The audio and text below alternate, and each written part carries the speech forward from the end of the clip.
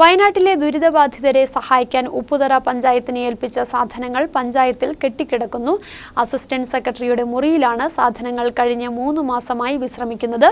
വിവിധ സംഘടനകളും സുമനസ്സുകളും നൽകിയതും പഞ്ചായത്ത് സ്വയം സമാഹരിച്ചതുമായ സാധനങ്ങളാണ് കെട്ടിക്കിടന്ന് നശിക്കുന്നത്.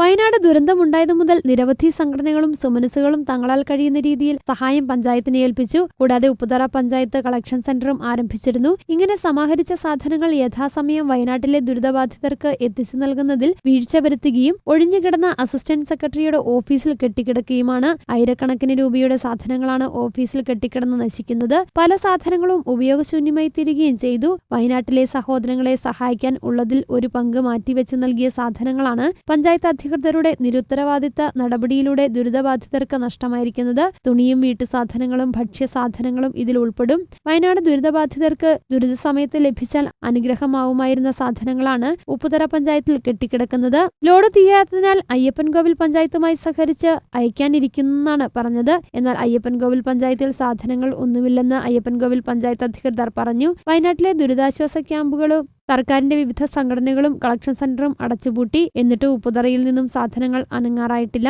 ഓണം സമ്മാനമായെങ്കിലും എത്തിക്കാമായിരുന്നതാണ്. എന്നാൽ അവിടെയും വീഴ്ച വരുത്തി. ഓണം കഴിഞ്ഞാലുടൻ എത്തിക്കാനായിരുന്നു പദ്ധതി. അടുത്തയാഴ്ച പഞ്ചായത്ത് സ്റ്റാൻഡിംഗ് അംഗങ്ങൾ നേരിട്ട് എത്തിക്കുമെന്നും Upputhara panchayat president James KJ പറഞ്ഞു.